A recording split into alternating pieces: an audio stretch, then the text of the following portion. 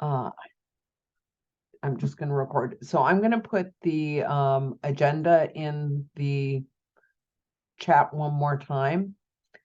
And so that everybody has it.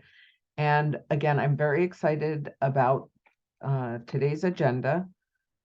And I think we're going to have a really robust conversation.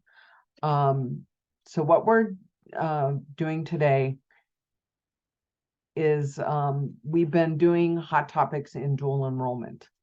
And the topic that we picked last time was that we wanted to talk about instructors.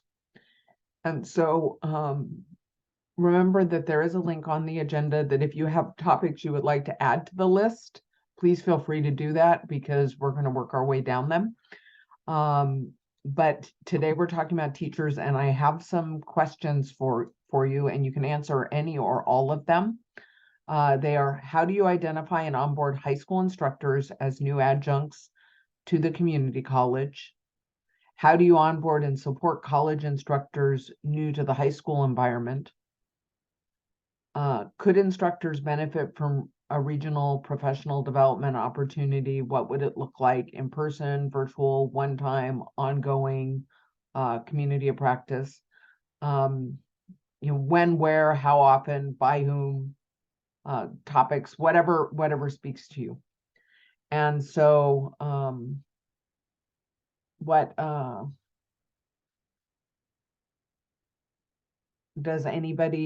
somebody like to start us off?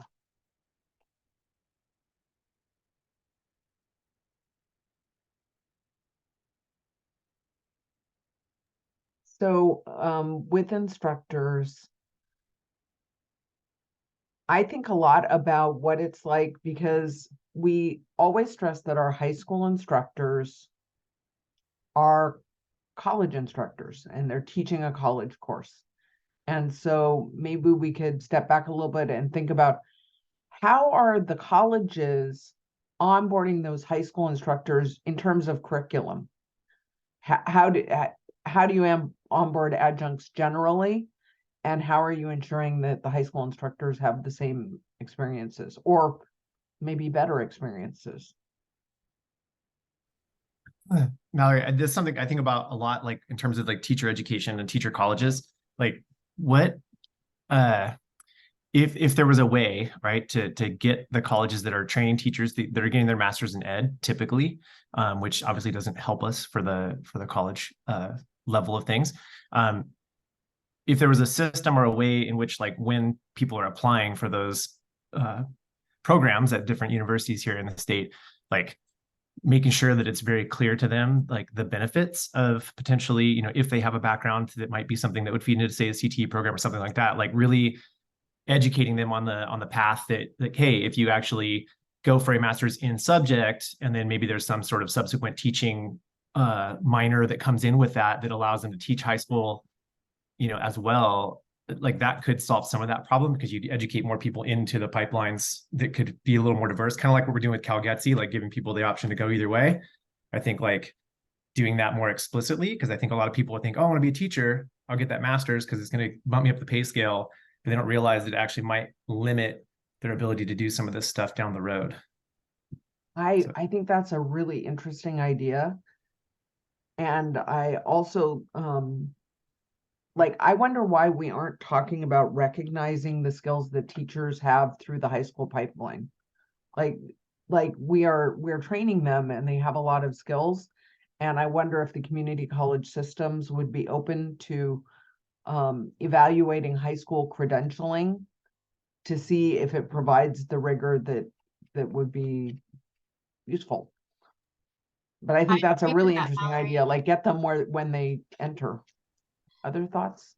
Yeah, I do agree with that, especially, I've heard from a couple dual enrollment professors that, that teaching high school students is different than college students. And I feel like high school teachers have teaching strategies and teaching pedagogy to really make sure they meet the needs of their students. And so do the college teachers have the same? Some might not, right? But can we Like, is there a way that they can partner to support like college teachers, or like you said, validate the credentialing portion for high school teachers, or, you know, multi-subject credentialed or single subject credentialed teachers, to offer those opportunities for students, especially offering dual enrollment during school hours. You know, a lot of students have sports and they can't stay after school, and so they're unable to do dual enrollment classes. So just a thought.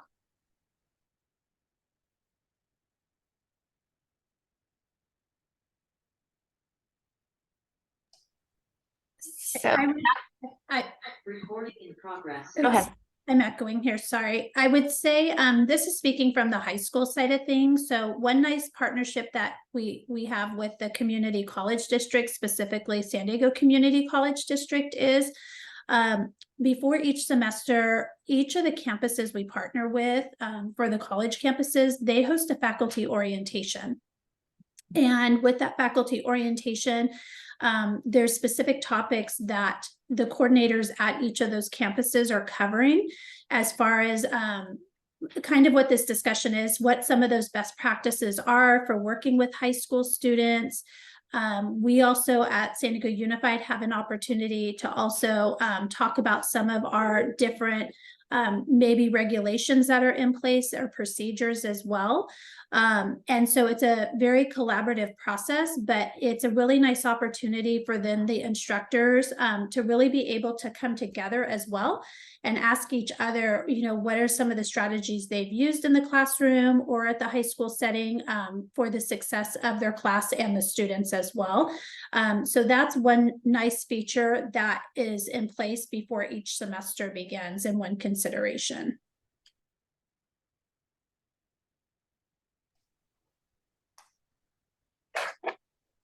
So at Maricosta, what we have done for high school teachers that are onboarded as dual enrollment college instructors, part of the onboarding process includes a conversation with the department. And so it's kind of decentralized. So the department, the respective, so if we're hiring a child development instructor, then the child development department, the department chair, sometimes there's another full-time faculty member in the department that tends to mentor new associate faculty that we hire. So that department kind of takes the lead on onboarding the instructor. So unfortunately, the strategy, varies department by department, but it does help. So we start by, even before we sort of agree that we're gonna offer a dual enrollment class with a specific teacher teaching, the early stages is we have a meeting with that teacher and the department chair, and we share kind of what dual enrollment means for the department to kind of understand what what they're engaging in, especially if they haven't had a high school teacher previously onboarded as a dual enrollment instructor. And then we also talk about they talk about the content of the class that possibly already exists on the high school level, because that's kind of how we offer classes. They're kind of mirrored curriculum that is offered. They discuss the credentials. If there is a need for the equivalency process, then the department chair would walk that teacher through kind of the next steps that they need to take. And normally that also helps to have the department chair support as they're going through the equivalency. So it's helpful to bring the department and full-time faculty into this conversation early on. And then it depends on the department. Sometimes they're really hands-on and would share like course materials, Canvas materials, assignments that they use. They walk the teachers through this is the kind of the textbook that we're using for the class or whatever other materials. So and sometimes they're hands-off. We also do, every semester, we do an orientation, and we've played with there's some kind of the technical pieces of the dual enrollment, but we usually try to include like a panel discussion between the current dual enrollment faculty teaching, or some sort of, more formal kind of training on equitable teaching and learning. So we don't kind of ignore that piece.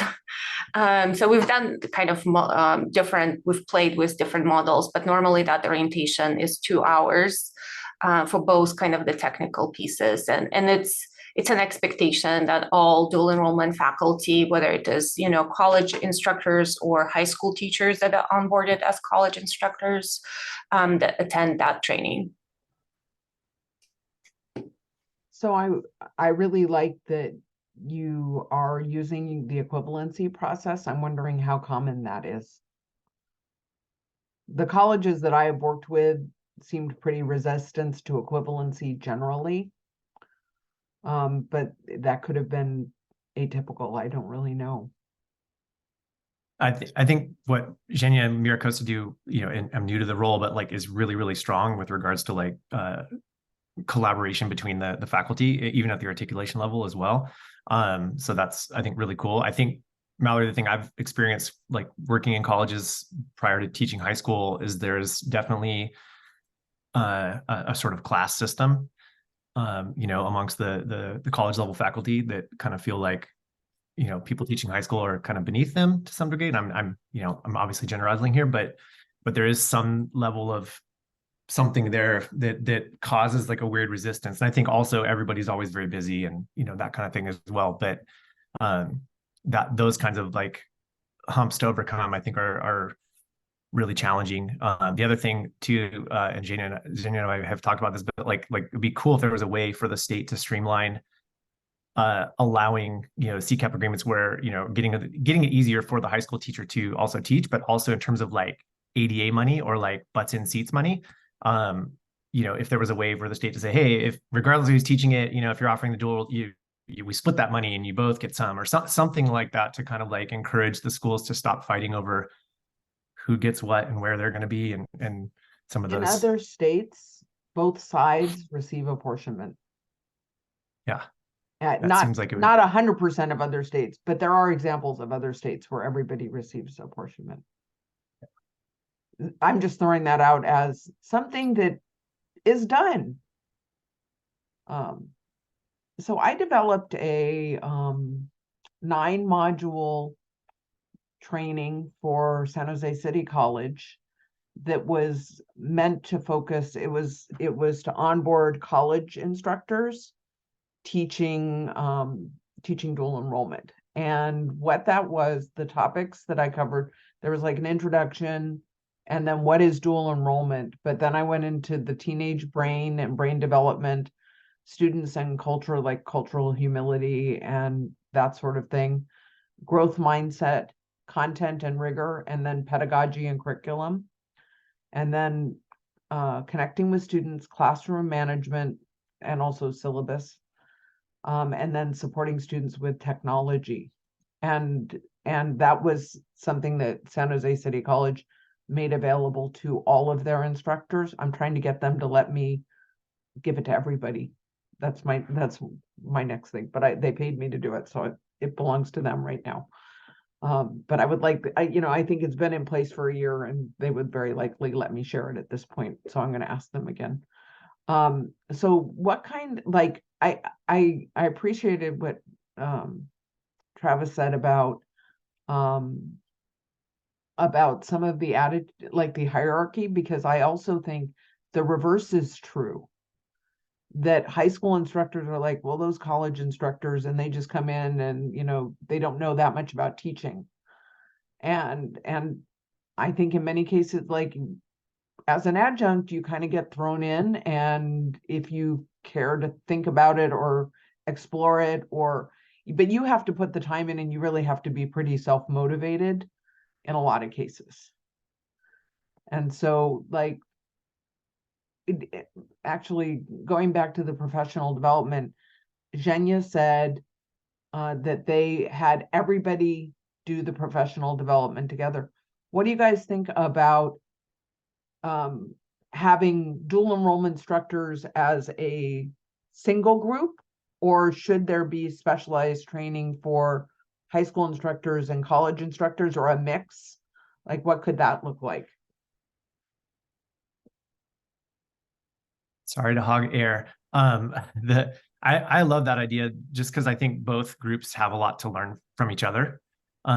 In full disclosure, my experience in community colleges, and I've gone to several, has been nothing but like exemplar teaching. So like I actually think some of the teaching I see in community colleges is far better than some of the stuff I've experienced or taught with in UC system. So it's definitely there. So the instructors certainly work hard, and yeah, I would agree.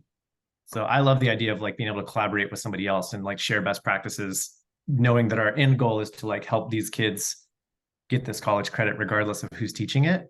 I think we could all benefit from those shared things. I'll be quiet. I also think like everything we can learn from the pedagogical examples of high school instructors benefits all of our college students as well, our non-dual enrollment students. Like pedagogically, all of the supports help students, period. The fact that older students can navigate it, more effectively doesn't mean they don't need it and wouldn't benefit from it.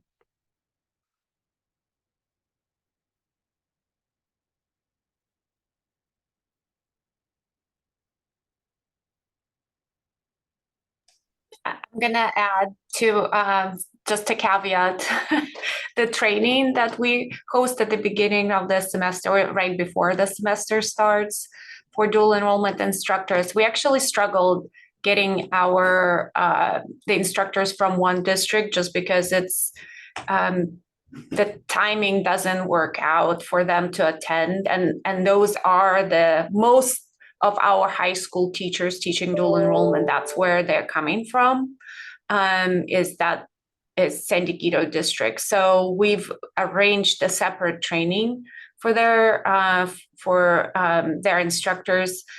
And sometimes it does help to have a separate space where their specific concerns can be addressed.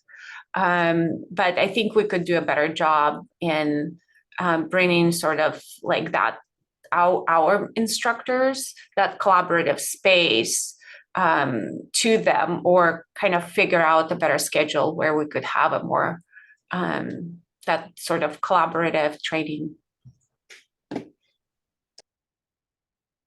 What could we do regionally? What would be helpful, do you think, to instructors in terms of professional development that me or somebody else in the regional consortium does?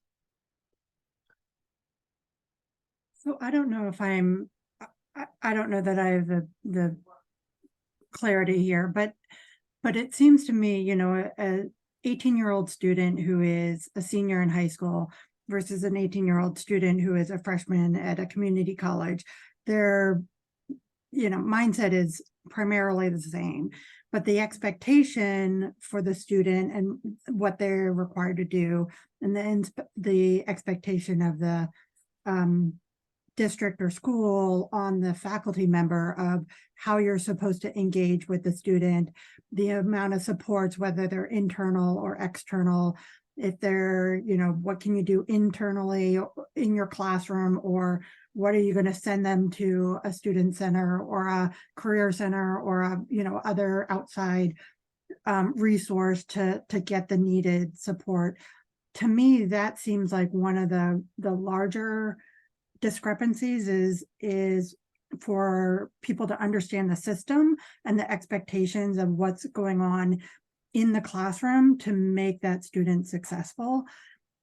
I don't know if that's an accurate perception or not, so I just wanted to put it out there as like, is this true? Is it not true? Is it something that we can embed? Because if it is, it's probably a lot more at the localized level of like what that specific district and community colleges messaging to their teachers.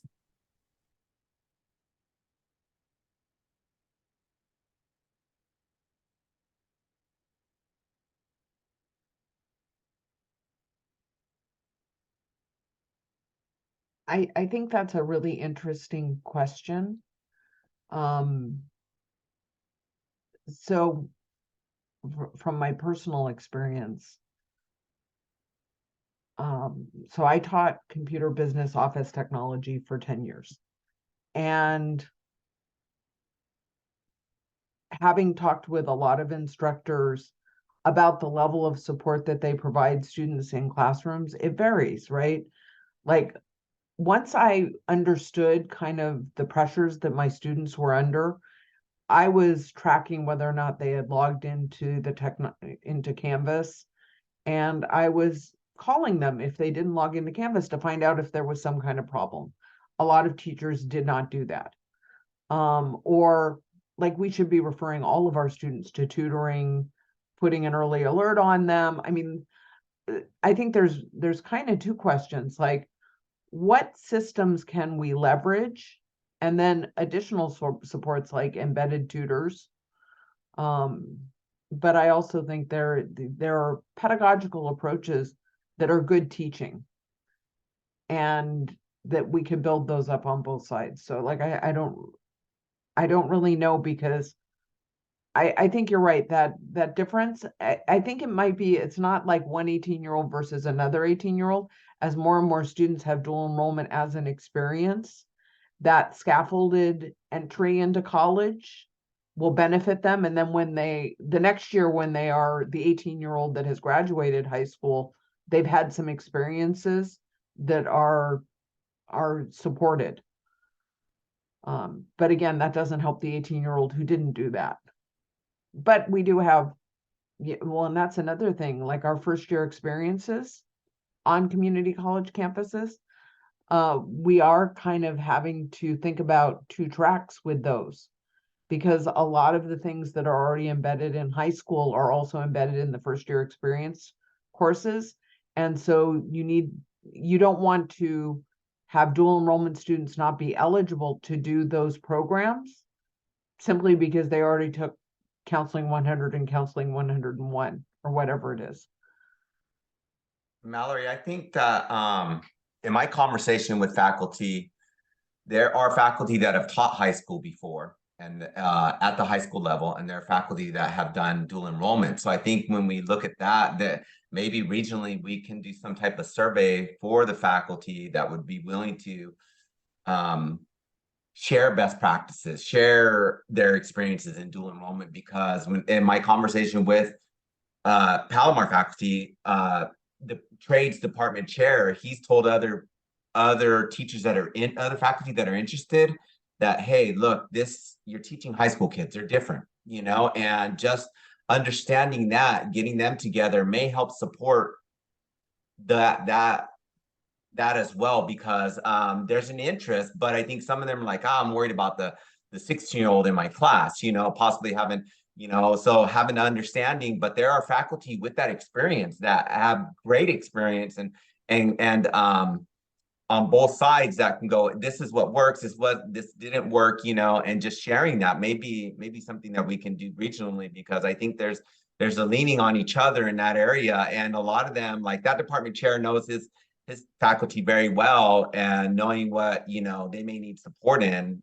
could benefit. So yeah, I wonder if it could be like a panel discussion of a mix of college instructors who taught in the high school instructors who are now also teaching in the college, like both ways, like to just really demystify, but like not pretty up, like tell the hard parts too. But I have heard so many dual enrollment instructors say how much they love the high school students and how exciting they are, like how they're just, say all sorts of interesting things and really think about things differently. Like, I think there is an opportunity, and it could help like demystify it. I think you're right. And I think that, and not just, dual enrollment, early college, middle college, however you want to word it, there are adjunct faculty that I can think of specifically at Palomar that are like, dude, I love having high school kids in my printed circuit board class.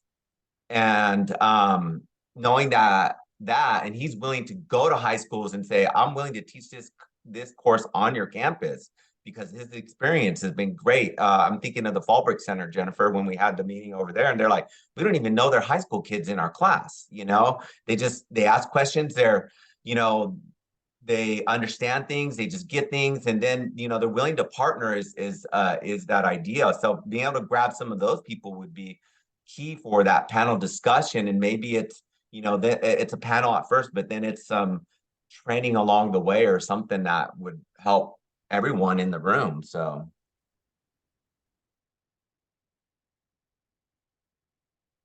those of you who haven't had a chance to share, like, I'm not putting you on the spot, but I want to encourage you, like, you have perspectives that really are useful, I'm sure. And so on any of these questions on this topic generally, anybody have anything that they would like to share? Speak for the Palomar side, just to bounce off what Michael was saying. I think for us, it's a little bit, this is such a big conversation. I'm glad we're having it, because I think, one, we're so inundated with other things that having a collective collaboration amongst everyone where we can post and do that is great, because I have stuff for training, but problem is our faculty control our classes, and that's a union thing. And so we often cannot force the hand of faculty members. Plus, we often have to hire. And so if we work on a year plan. So if a school wants a course, we plan a year out. Sometimes we have to hire.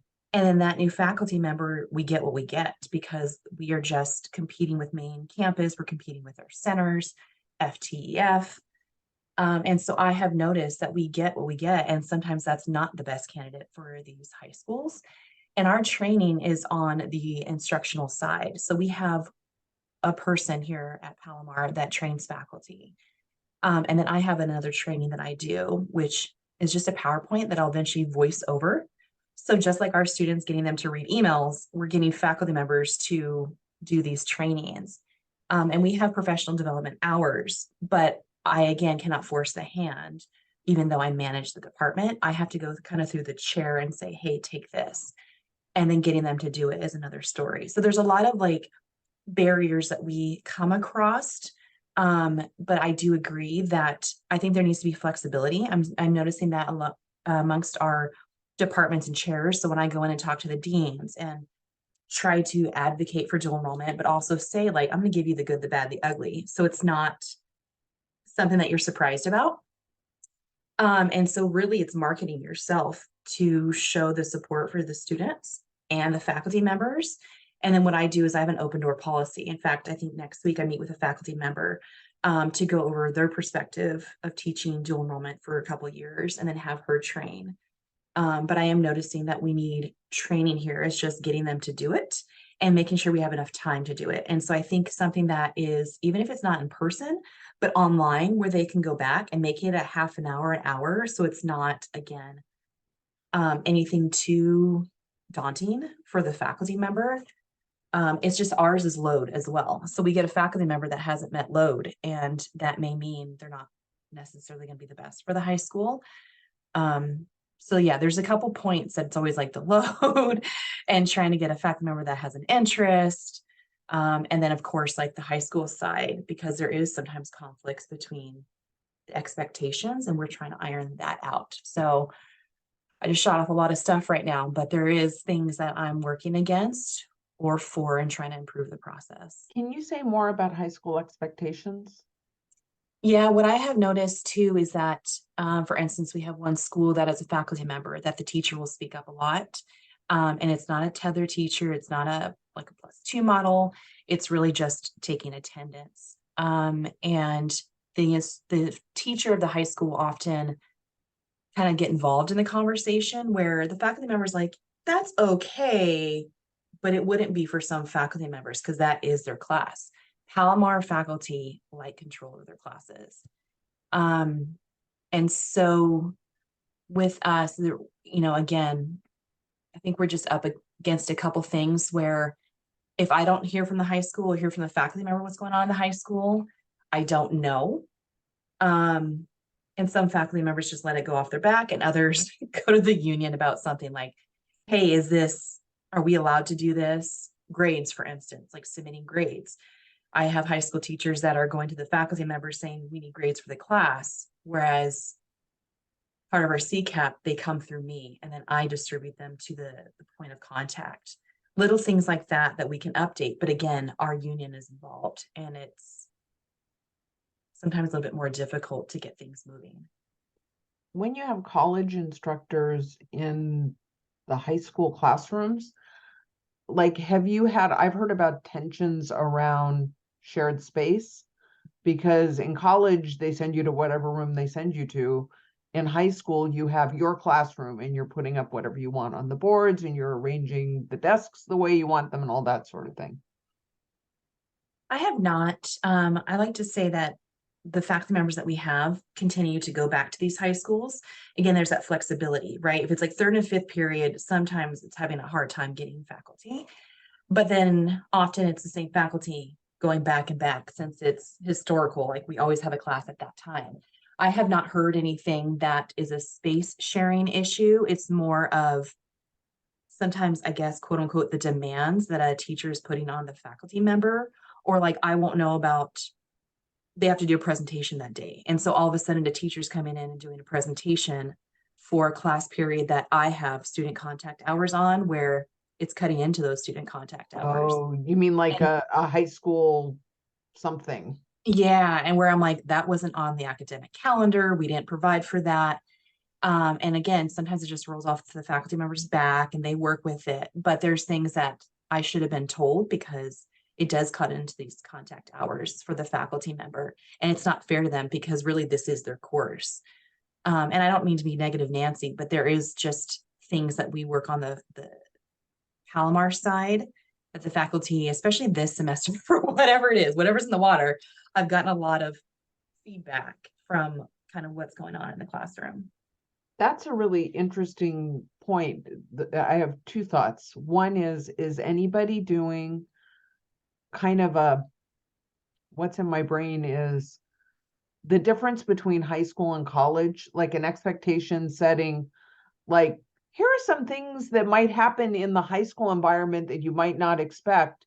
And here's how you, as a dual enrollment instructor, a college instructor, should respond. Has anyone done anything like that? And then I also wonder if there is like an opportunity to, well, actually, let's start with the FAQ, or like how do you, and also things like fire drills and what if the bathroom is locked and where am I allowed to park? How do you support instructors on all those differences when they're on the high school campus?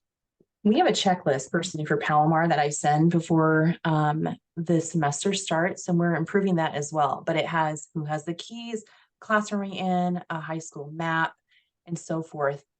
That is even not enough. And so right now we send out monthly emails to faculty and they contact me for questions, but it's kind of like a student. They don't know what they don't know. We are the same way. And so stuff appears where I'm like, how long has that been going on?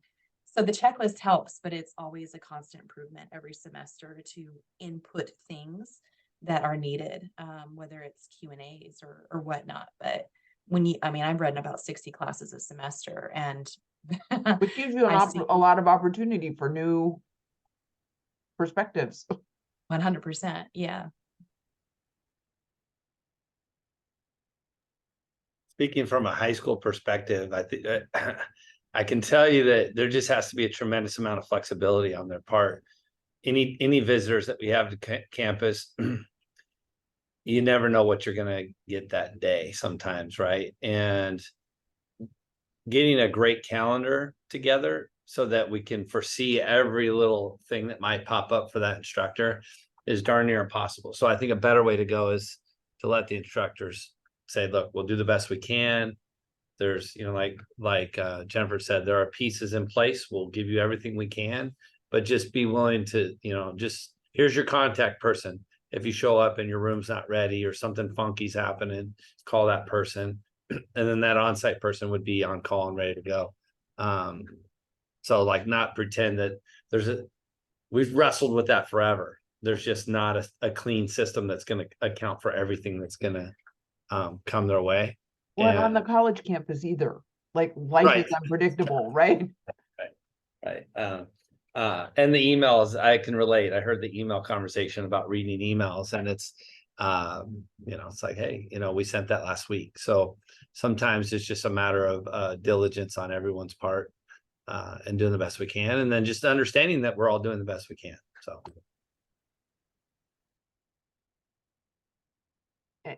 It sounds like expectation setting is part of it. And then also, yeah. Jennifer, is there a concern with meeting the required course minutes? Like, how do people deal with you have a college class, you have required course minutes, and when things like that pop up, it cuts into those required minutes. Do you pad the schedule a little bit? Do you incorporate online? Like, what do you do? We max out our minutes. And so let's say like a Chicano Studies 101 that has between 48 and 54 instructional minutes. I will do the highest at 54 minutes. And so that allows about 3 days or so of a professor not being there. What we put on our checklist is, hey, if you're absent, you need to call the department as well as email me so I can inform the high school. And what the department does, they will keep track of those hours as well. And hopefully if it's an event that's coming up, we can plan for a tutor. So that way there's no loss of instructional minutes. What has happened this semester, again, I don't know what it is about this semester, but we've had professors that are out. I've noticed that You got too good.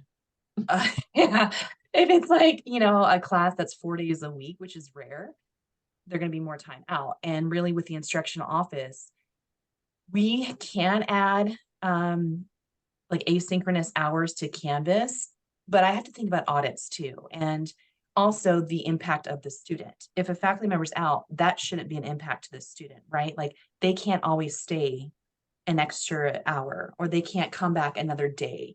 And so really what's happening is we get it in writing. So that way if we are audited, it can show that we did put something on.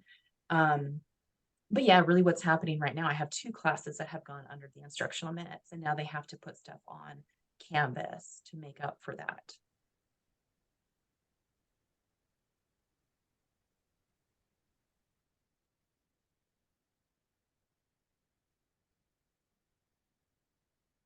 Any other thoughts?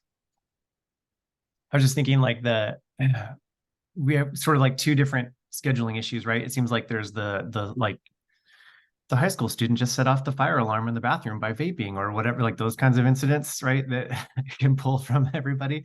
That just might have happened at one of my schools, but the other one too, and I know that San Diego runs into this at Maricosta and with Palomar in the few that we do collaborate with them, but because we have schools that are on different schedules within our district, so we have like 2 schools that are on a 4x4 schedule, and then we have 2 schools that are on like a block schedule. Carlsbad has a school that's on a trimester system, and then one's on a regular system. So all of those things I think like become these really interesting barriers because those systems are great. Like I love the 4x4 teaching on it.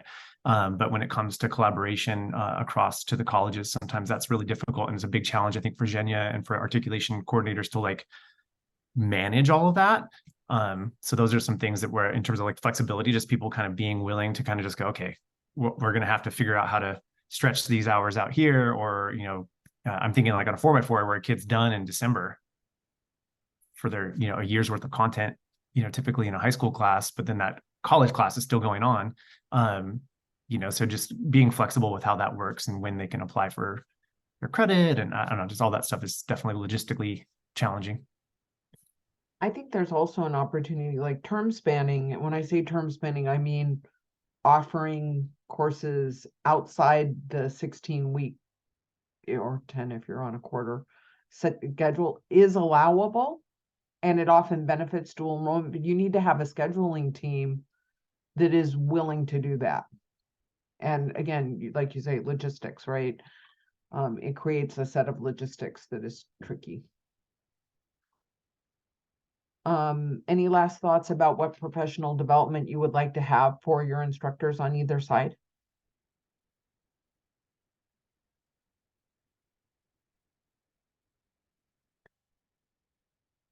then I am going to move on with our agenda. We have some interesting things going on. So the next conversation is what online dual enrollment applications do you use, and how much do you integrate them? Does anybody would anybody like to share about that?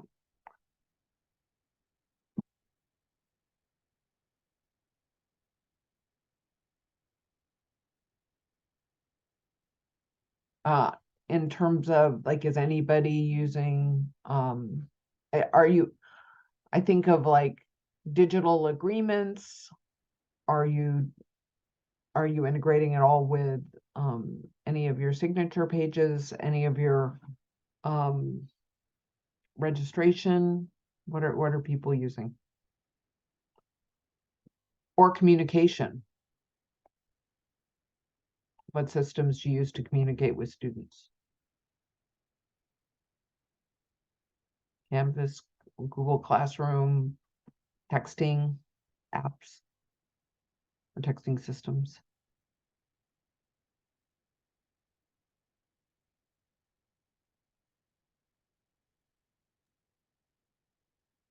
I feel like I talk too much. The thing that I see, and I was discussing with our articulation coordinator the other day, is like, I think having the community colleges have some sort of online system for the process, I think is good, whether it's for articulation or dual enrollment. It just, there needs to be a way to separate like what the student needs to interface with versus like what the schools need to interface with. So, and a lot of, unfortunately, this is just true, but a lot of school websites are just garbage, you know, in terms of how they're organized and all kinds of stuff. So and that's just been the case. That's speaking from a designer standpoint. That, you know, if I'm trying to look to like set up an articulation or a dual enrollment agreement, I need to be able to just go to a page and have all of those resources there for me in order to start that process and that conversation with links to the right people, whatever, you know, all that stuff, you know, housed in one area. And then if I'm a student, I need to like know where I apply for that, know where I get my resources, know where I get my credit, you know, that kind of stuff. So I don't know, that to me is like the biggest challenge, I think, from, you know, when I go to the websites and I look at them, I'm like, oh, this is, you know, it gets kind of mired where, you know, all dual enrollment is housed under one thing. And it's hard to parse out like where a student needs information and where like a school might need information or a faculty member. I like the student parent facing versus partner facing. I think that's a really important, there are systems like, so often we are running reports and then sharing them with our high school partners as opposed to having an integrated system that both people can see. Dual Enroll and Quotely are two systems that I know are in use for dual enrollment. I don't think in our region, but I just wonder, as dual enrollment grows, you might have a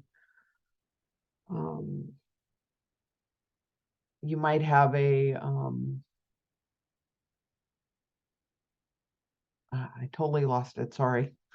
But the shared system you have, and Travis, I would add like parent signatures, counselor signatures, student signatures, and whether or not people need to log into the system. So a lot of digital forms are behind, once a student has an ID, it's behind that. But then how do you engage with people who don't have student IDs?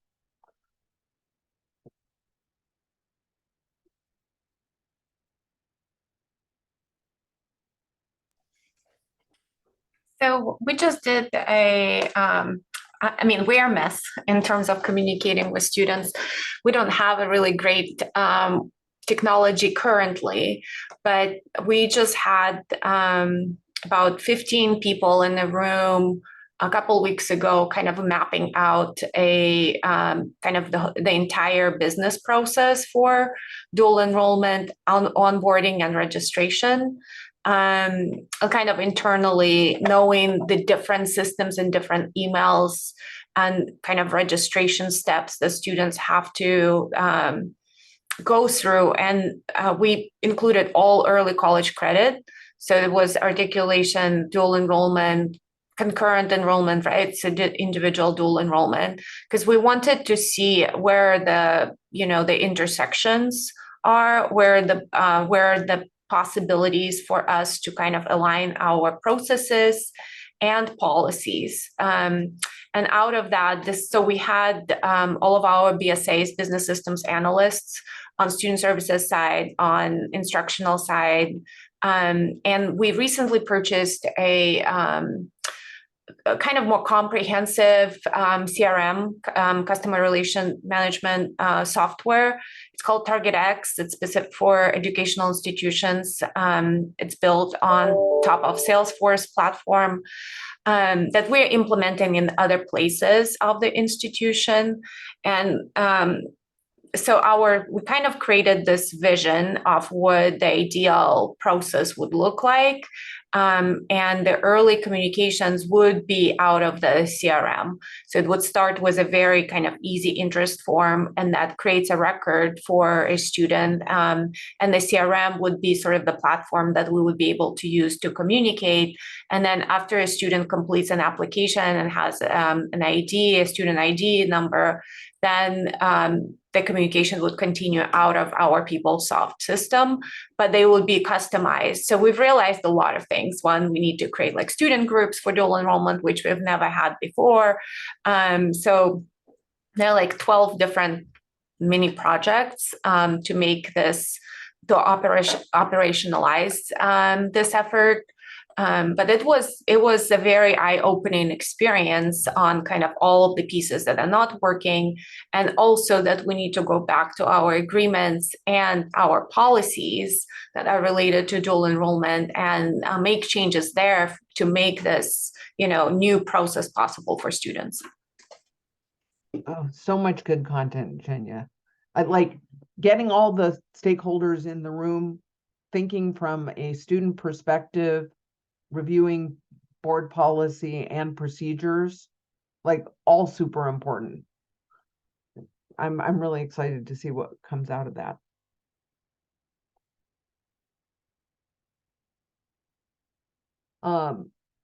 So in our last 30 minutes, I have some updates. Title V changes around the proposed dual enrollment Title V changes, and I will just share my screen.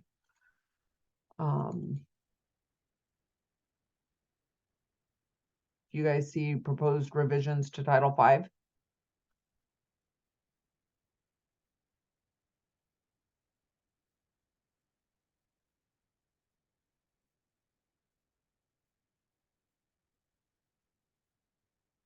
You guys see, do you see my screen? Yes.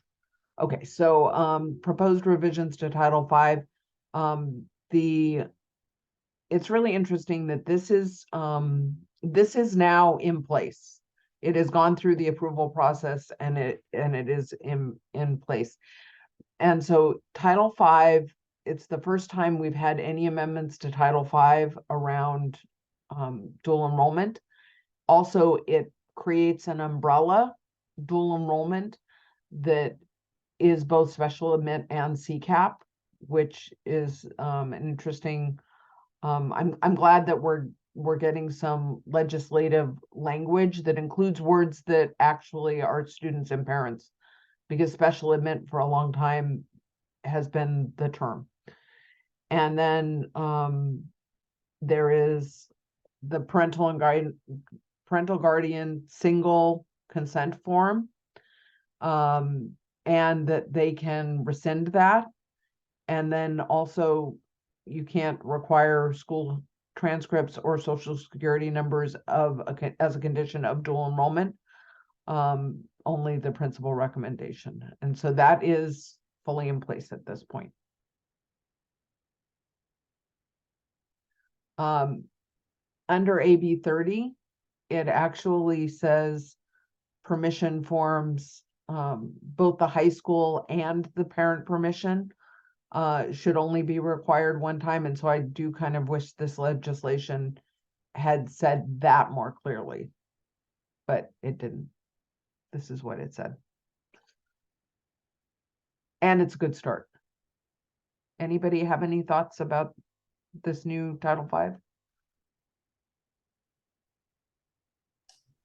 So Mallory, the question that I have is kind of, and that kind of ties into our business processes and policies too. So our solution to the fact that principal recommendation does not show up in this document. So our solution is to align all types of dual enrollment through the agreements with the high schools, or like inclusion in our administrative procedures for dual enrollment, like kind of stating that if there is one consent, it's good for the entirety of their participation unless the consent is withdrawn.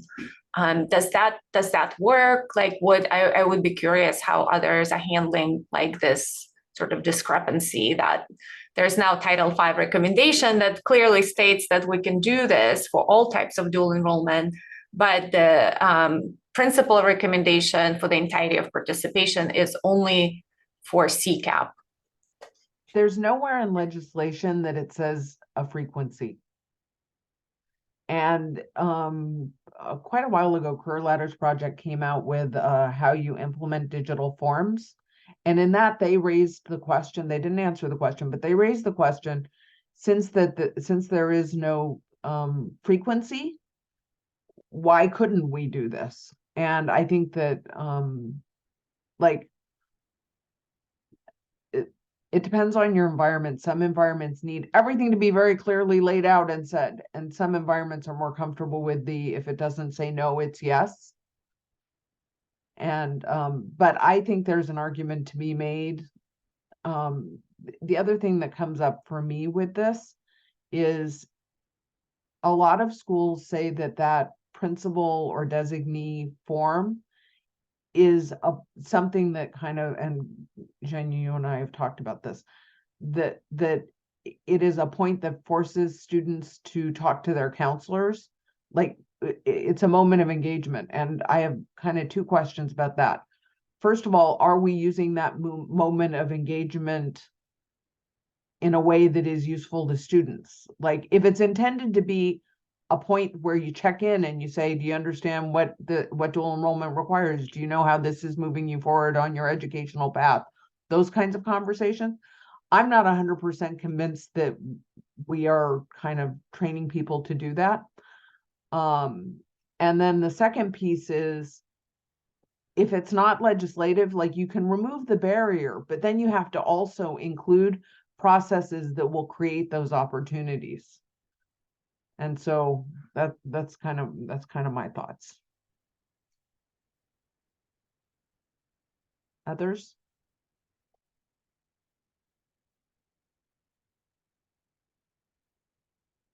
I'm really excited to see what Mayor Costa, what comes out of this, because I think it's really exciting. So the second thing I wanted to share with you is this chaptered legislation, AB 368, actually came out, and I'm gonna bring forward a different screen because I had it opened. Yeah, right here. And it's on, and I think I noted on page 37. You can read all of this is the first time I've ever seen this kind of report. I was really excited. But if you go down to page 37, and it turns out they put this out every year. It was just not something I had run into there. Oh, this is not the right one. I'm going to make sure this is the old one. There are two. There's a short version and a long version. So this is the right one.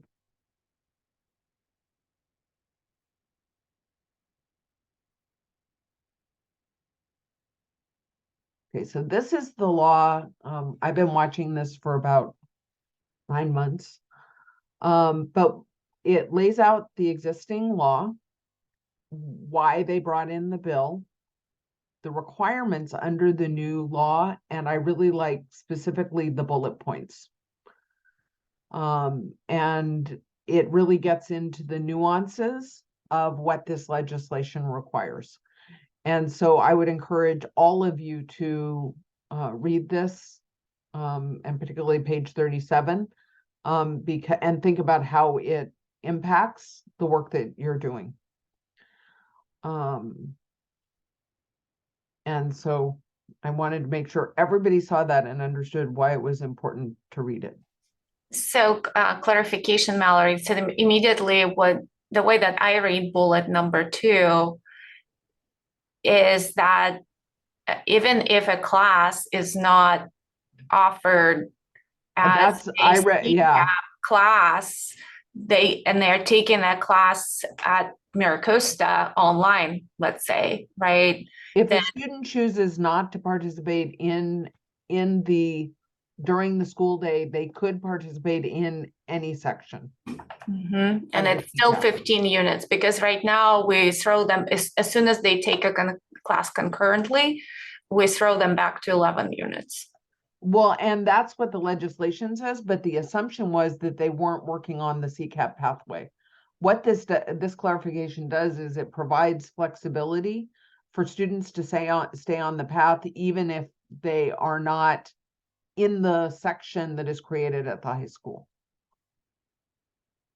But the question is, do we have systems that allow us to track that adequately? Or does this create a manual process? It's kind of like education planning, right? Yeah. Oh, that's interesting. That begs a question if it's on your ed plan, right? So, but what is an ed plan for a dual enrollment student? Oh, that's a really interesting question. I was going to say this would be a really important thing for the college or the high school counselors to know as well, to help facilitate good choices with regards to classes and scheduling, for sure.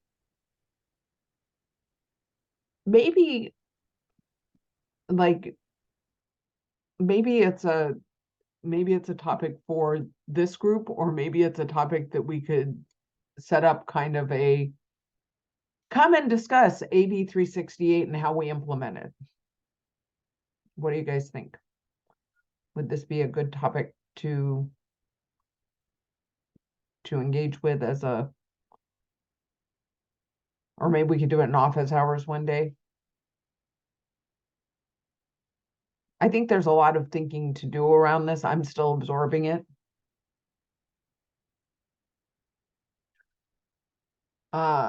So I just wanted to remind everyone that the dual enrollment opportunities grants will be coming out again in February for high schools that were not previously funded.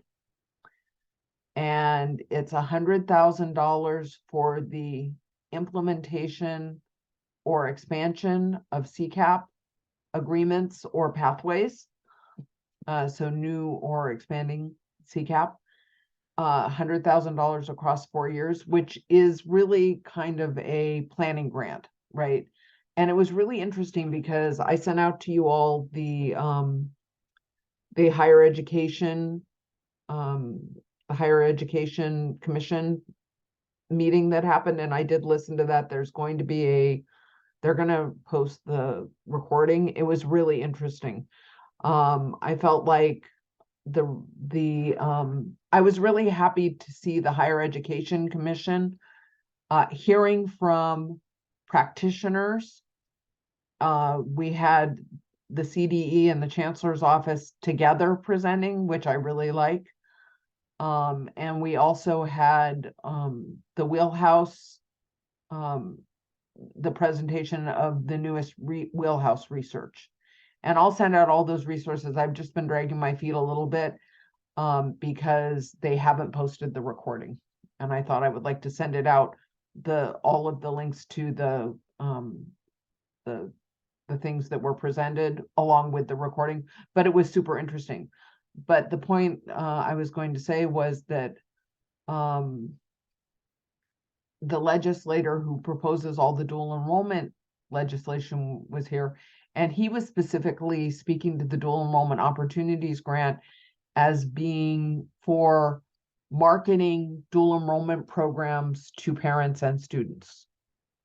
And that may be some of the activities that are happening, but I don't think it's the primary activity that's happening.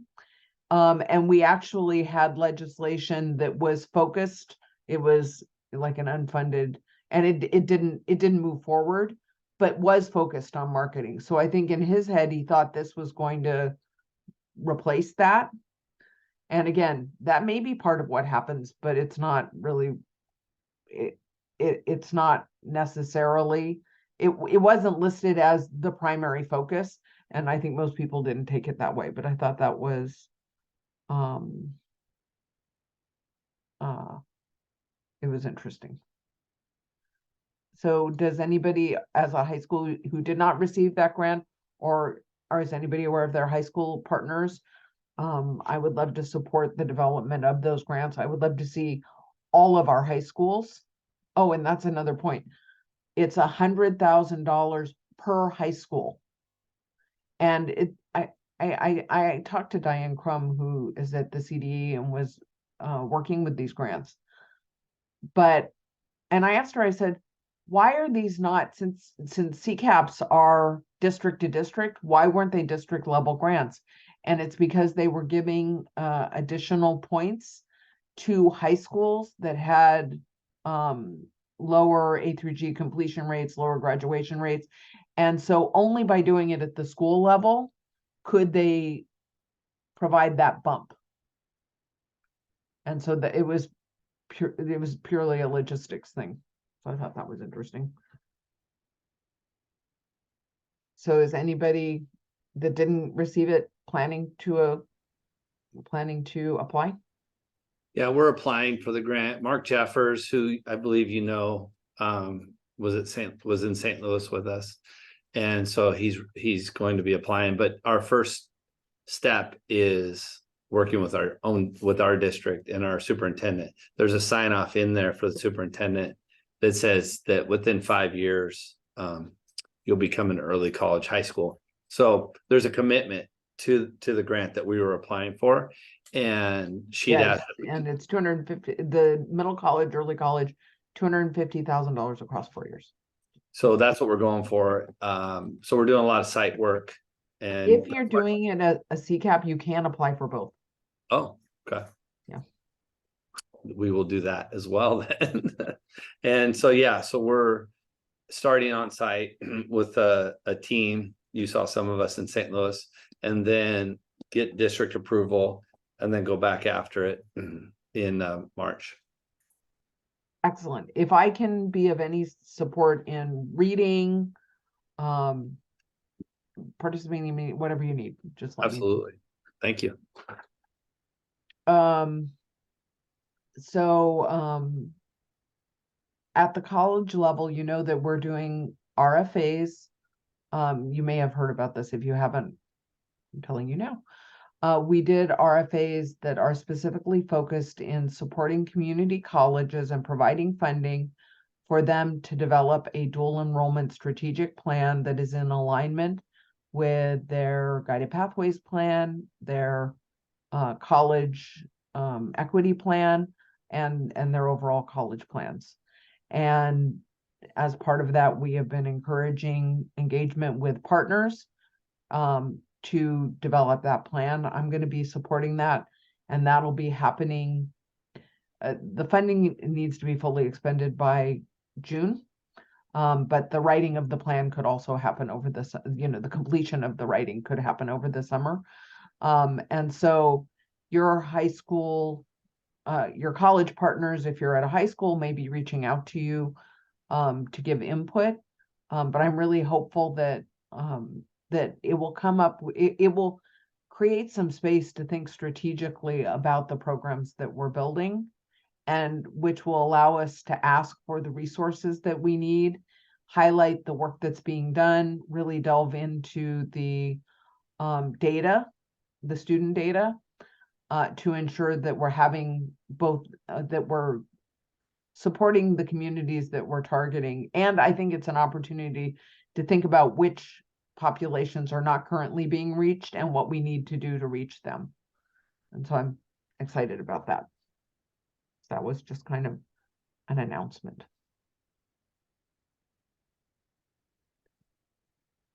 So for our December meeting, we are going to, Jake alluded to St. Louis, the National Association of Concurrent Enrollment Partnerships is a national organization that I'm affiliated with. I'm the vice chair of their advocacy commission.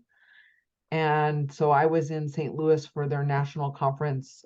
We had a really good group of Californians, about 26, where historically it has not been, we haven't had many Californians. It's usually me and Kylie and a couple of others. If you have not joined KDEP, that's the California Alliance of Dual Enrollment Partnerships. There was a team of us that spent a year developing KDEP, and it is free to join, and it's an alliance where we're hoping that we can bring together a statewide voice around dual enrollment and do some strategic things.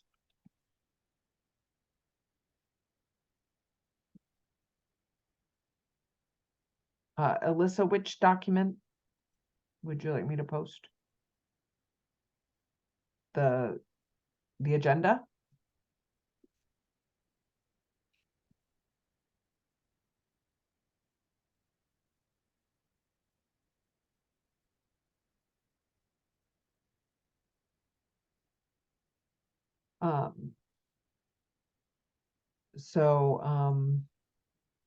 So again, oh, looks like I did not post it to the whole group. I will post it to everyone. So KDEP is free to join. Also, the Equity Conference will be in Long Beach in February, February 20th to 23rd. And I think it's going to be a really good conference. It is under events on the KDEP website. And so last year was the first year with the Equity Conference. It started through Kern County, and now KDEP, Career Ladders, Ed Trust West, and the Foundation for Los Angeles Community Colleges are working together to put that conference on for the second year.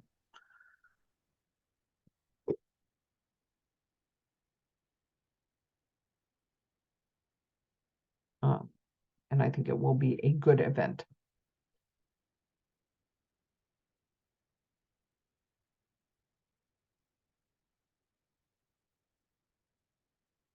So that is all I have for you today. Oh, so except our next meeting, I started to say I'm a little, I feel like it's getting too close to the end of the year. So our next meeting, I said Jake and I were at NASEP, and we have a set of presenters, a high school and a community college, that will be presenting the work that they're doing in LA on the development of CTE pathways. And it was a really good presentation. And so I went, I saw it, and I immediately asked them to come and present to you. And they agreed to do that. And they are going to do it next month. And so I'm really excited because the work that they're doing is really good. I think they have amazing collaboration going. And you know, I think it's going to be a really good presentation, and you guys will learn a lot. And I'm happy to be able to bring some more voices into the conversation in this space. So that is all I have for you this morning. Hey, Mallory, quick, do you know when they're going to post a recording of the hearing from the other day? You know, they said it would be kind of same day, but they haven't posted it, so I don't know. I watched it, and I found it very I found it informative, but I also liked it. you know, and I feel like the support, they kept reiterating the need for support for this, improved data systems, support, When they were asking for big picture things yeah. and legislative change and yeah. Mhm. So you know, I feel like on both sides, both Pete Callis is there and Dr. Sonia Christian, you know, I felt like they both, I think the need to get people like what we're doing here across the state to be able to say, you know, some of those the people that hold the keys need to open things and start talking about this because I liked it. I felt like it's moving in a good direction. So I think that Linda Collins also did a really good job at the big asks in terms of systems alignment. And I heard the term systems alignment over and over again. And I'm really glad because as long as we're both working in our own spheres, we're going to keep running against these conflicts. And so if you haven't watched it and the recording's out, you know, when it comes out, watch it because it was really, really pretty good. As soon as it's there, I will send it out to the Google group. Mallory, I'm new in this group. There's a lot of talent in this Zoom right here. Is there a contact list somewhere if I want to email somebody? Jake, if you put your email in the chat, I'll add you to the Google group. Oh, thank you.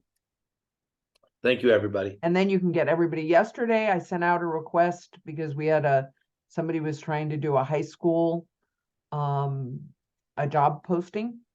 Like they wanted to do a job description for a high school support person. And I got a lot of good responses. And so I actually put them all in a folder and I will share it with all of you because, you know, we can always use good examples. And I really appreciate how responsive everybody was.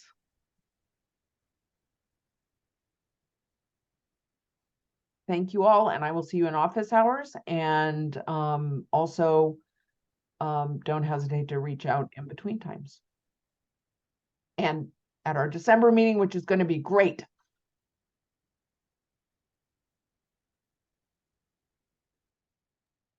Thank you, Mallory.